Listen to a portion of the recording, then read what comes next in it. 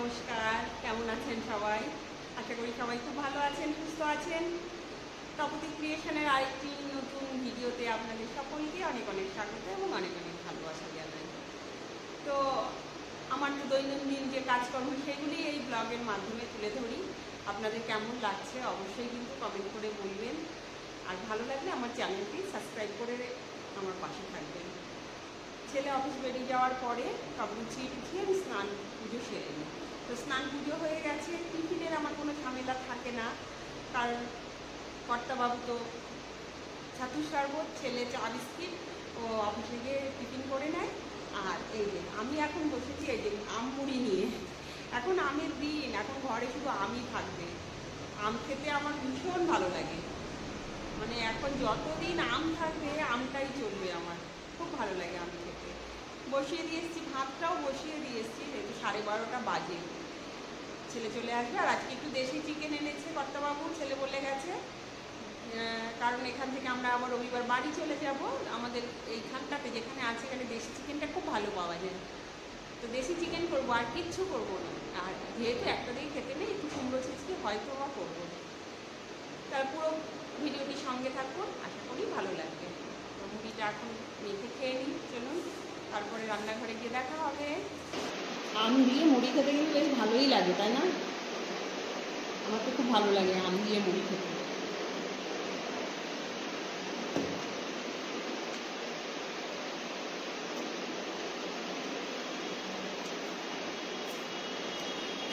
একটু বড় জায়গার মধ্যে মেখে নিলে ভালো লাগে। রুটি দিয়েও কিন্তু ভালো লাগে আম দিয়ে, আমের দিনে সব কিছুই ভালো লাগে। খেয়ে দিয়ে রান্নাঘরে চলে এসেছি, এসে ভাতও বসিয়ে দিয়েছি। ভাত ফুটে গেছে, ভাত বসিয়ে দিয়ে আমি চিকেনটা ধুয়ে নিয়েছি, এদিকে সব ধুয়ে মুছে একদম পরিষ্কার করে নিয়েছি। এই যে দেশি চিকেনটা এরকম ধুয়ে নিয়েছি অনেকবার, আমি লেবু দিয়ে গরম জল দিয়ে ভালো করে ধুয়ে নিই, নাহলে না কেমন একটা গন্ধ পাই আমরা, জানি না কেন। আর এই যে কর্তাবাবু আজকে একটু সাহায্য করেছে, আমাকে আলু কেটে দিয়েছে, ছোট ছোট আলু, এখানে পায়নি। আর এই যে রসুন আদা পেঁয়াজ ছাড়িয়ে দিয়েছে। এখন এটা মেখে এই এখন এই চিকেনটাকে টমেটো দিয়ে আর লবণ হলুদ তেল দিয়ে মাখিয়ে মশলাটা ভাজতে ভাজতে মশলা করতে করতে চিকেনটা যেইটুকু মাখানো থাকে। এই যে চিকেনটা এরকম করে মাখিয়ে নিয়েছি, মাখিয়ে এখন রেখে দেবো। আর ওদিকে কড়াই বসিয়ে দিয়েছি, আলুটা ভেজে নেবো। ভাতটাও হয়ে গেছে, ভাতটা নামিয়ে দেবো। ভালো করে মাখিয়ে রেখে দিলে একটু মাংসের মধ্যে লবণ হলুদটা ঢুকে যায়। কড়াইতে তেল দিয়ে দিয়েছি, আলুটা ভেজে নেবো। গরম হয়ে গেছে, একটু লবণ হলুদ দিয়ে আলুটা ভেজে নেবো।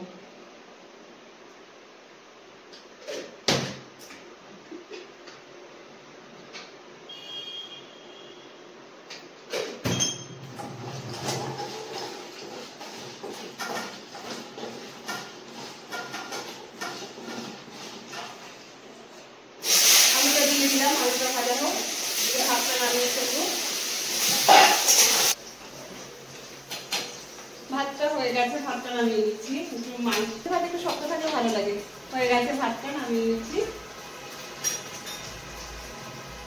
আলুটা আমার ভাজা হয়ে গেছে একদম, আলুটা তুলে নিচ্ছি। এই ছোট ছোট আলু দেখতেই লাগে, কিন্তু খেতে খুব ভালো লাগে, কিন্তু এই ছোট আলু টেস্ট হয়।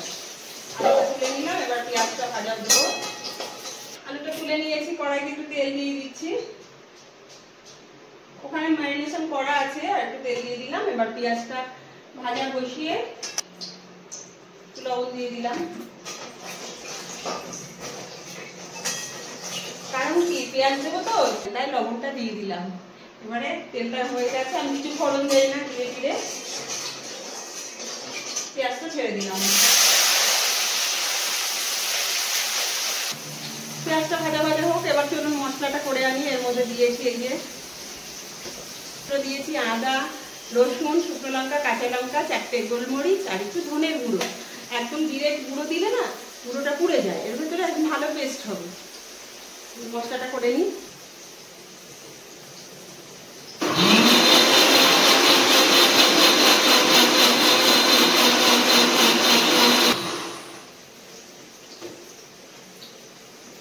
হয়ে গেছে একদম মশলাটা। সুন্দর পেস্ট হয়েছে। পেঁয়াজটা একটু ভাজা ভাজা হবে। পেঁয়াজটা ভাজা ভাজা হয়ে গেছে। এবারে যে মশলাটা দিয়ে দিলাম, মশলাটা যেটা করে আনলাম, মশলাটা করলে চিকেনটা ছেড়ে দেবো। এখন আর লবণ দেবো না, লবণ দিয়েছি, তেলেও দিয়েছি, আবার ম্যারিনেশনের সময় দিয়েছি, একটু হলুদ দিয়ে দিলাম।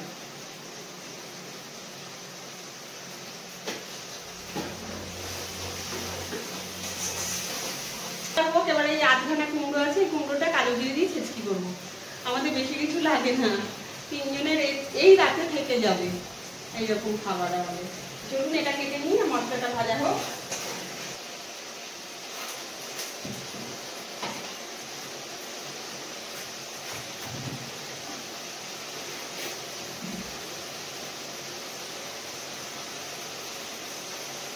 ছোট ছোট করে কাটবো, বেশি বড় করবো না।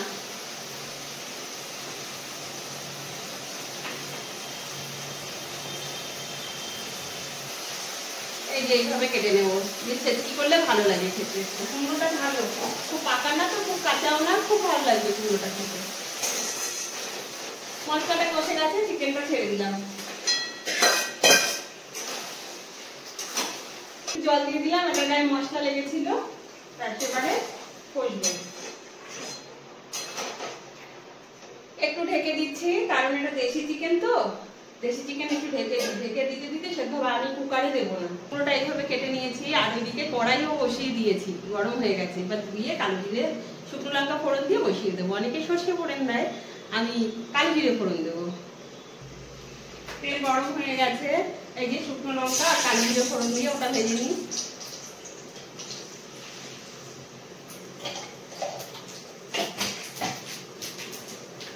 ওই একটু লবণ দেবো, ছিটিয়ে যাচ্ছে গায়ে, নালে কেমন লবণ দিলাম, নাহলে আবার গায়ে ছেটাবে। এই মাত্র ধুয়ে আনলাম তো।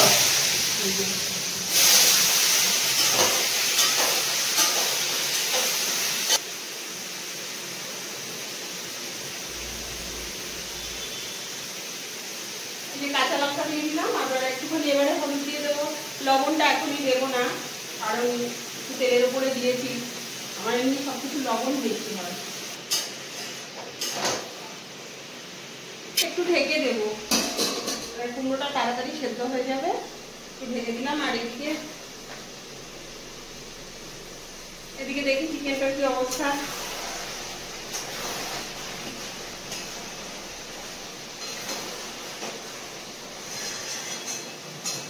এমন ঢেকে ঢেকে করলে আর প্রেসারে দিতে হয় না।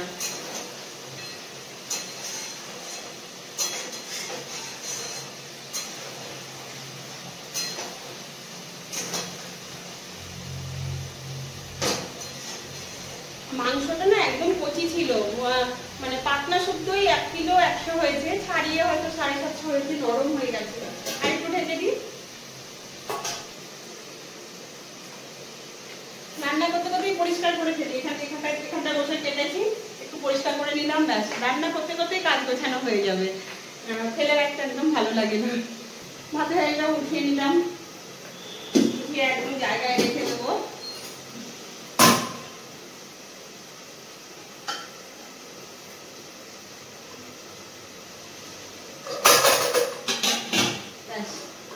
ভাতের হাঁড়িটা উঠে গেল, জায়গায় রেখে দিলাম গুছিয়ে একদম পরিষ্কার করে। এবার এটা দেখবো এটা কতদূর হলো, কষে এসছে। এবার গরম জল দেবো, কষেই এসছে একদম দারুণ।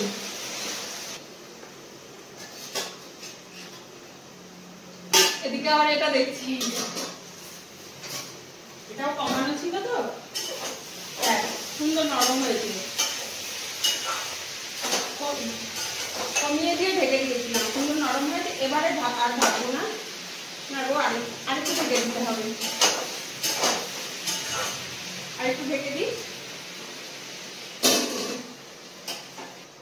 চিকেনটাতে একটু গরম জল লাগবে, গরম জল আজকে নেই। এবারে ওই গরম জল তুলেছিলাম হাতের থেকে, ওই চিকেনটা ধুয়েছি, গরম জল বসিয়ে দিলাম ওটা নামিয়ে। কারণ চিকেনে ঠান্ডা জল একদম দেওয়া যায় না, ভালো লাগে না খেতে।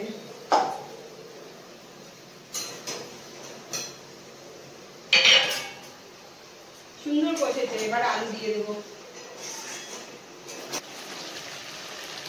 কেমন হয়েছে কালারটা? দেশি চিকেনের তেল ছেড়ে দিয়েছে, তাই না? আর কষেছে, খুব ভালো কষেছে। এবারে আলুটাকে দিয়ে দিচ্ছি। ছোটো হলে হবে কি, তবু না সেদ্ধই হতে চায় না। আর আমাদের, আমি বিশেষ করে, আর ওর বাবাও, ওই ছেলের বাবা, ও তো মাংস টাংস খেতে চায় না, একটু আলু আর ঝোল দিলে খেয়ে নেবে। ওই জন্য আলুটা আমাদের দিতেই হয় গো।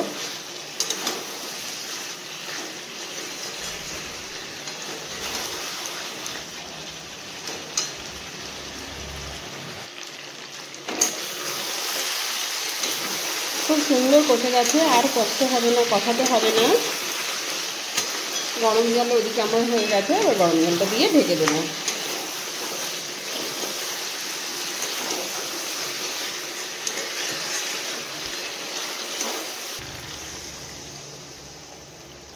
পাতলা ঝোল করবো তো এইটুকু জল দিয়ে দিলাম।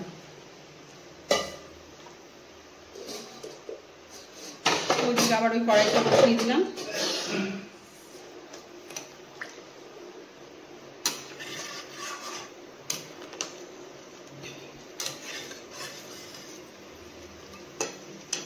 ওইদিকে ওই যে আবার ওই কড়াইটা বসিয়ে দিয়েছি।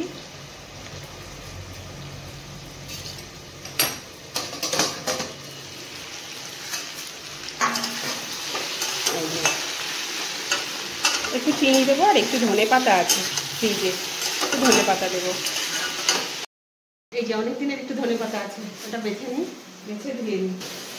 কুমড়ো ছেচকিটা কিন্তু একদম হয়ে গেছে। যে ধনে পাতা কুচিয়ে নিয়েছি, ধনে পাতা দিয়ে দিলাম, আর একটু চিনি দেবো। কুমড়ো তো কুমড়ো একটু চিনি দিলে ভালো লাগে। চিনি দিয়ে দিলাম পরিমাণ মতো। হয়ে গেল।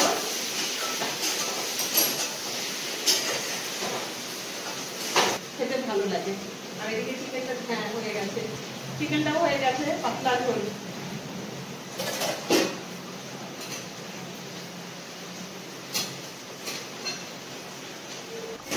এই যে দেশি চিকেনটা পাতলা ঝোল করতে বলেছে ছেলে, আজকে পাতলা ঝোল করবে।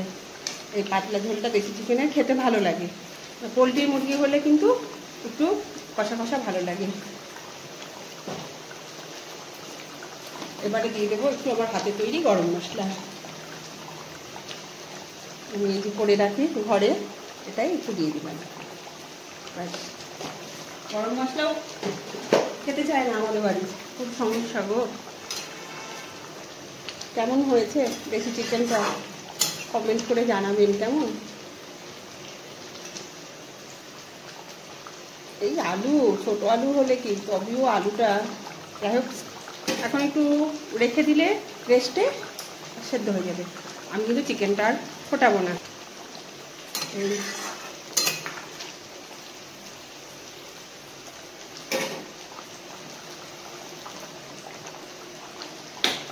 বন্ধ করে দিলাম।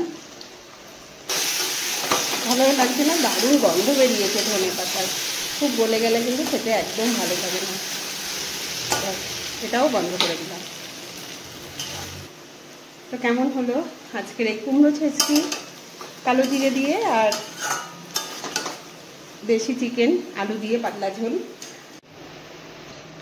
এই হলো ফাইনাল রেজাল্ট এসছে চিকেনের। এখনও যেহেতু ওভেনে, আমি এভাবেই রাখবো, সব দিয়ে দেবো ছেলেকে বাবাকে খেতে, আমি খাবো, বাকিটুকু ছোট ছোট পাত্রে ঢেলে রাখবো। আমি এরকমভাবেই রাখি গো। আবার একটা পাত্রে ঢালবো, আবার খাওয়া হবে, এক্ষুনি খাওয়া হবে। আমাদের রান্না খাওয়া একদম, রান্না হতে হতে খাওয়া হয়ে যায়।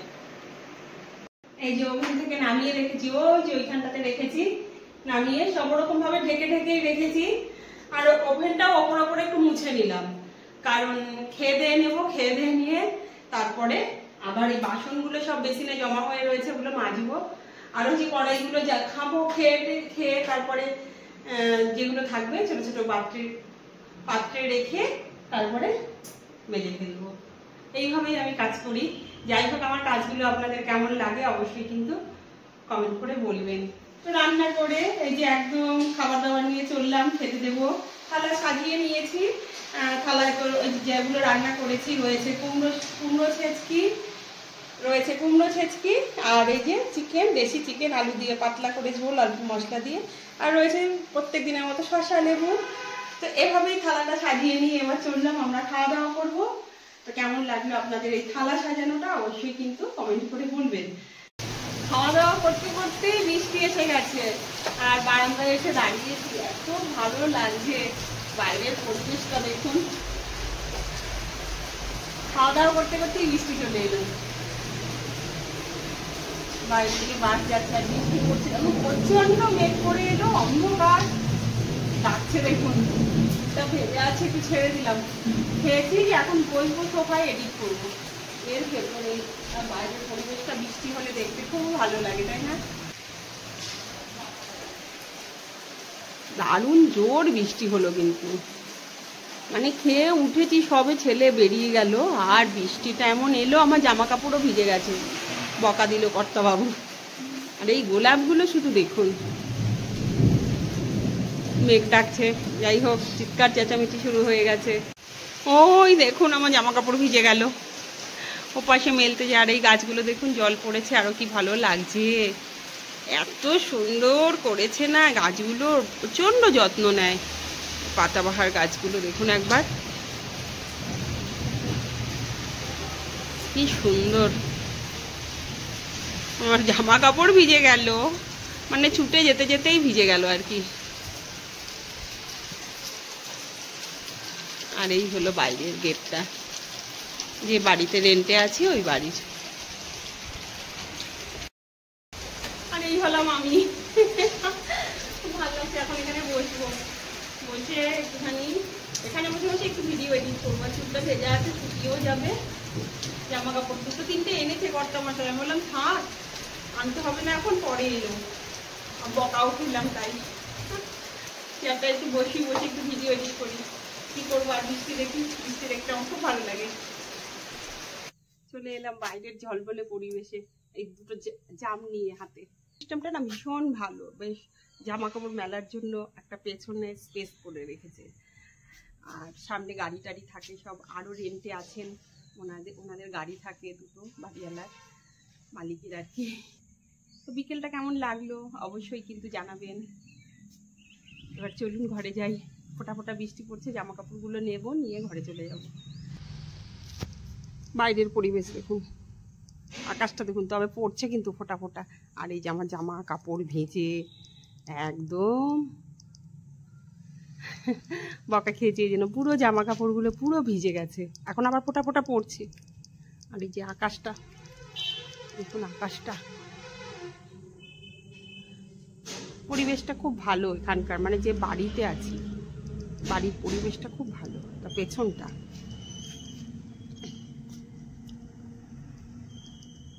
ঝলমলে রোদ,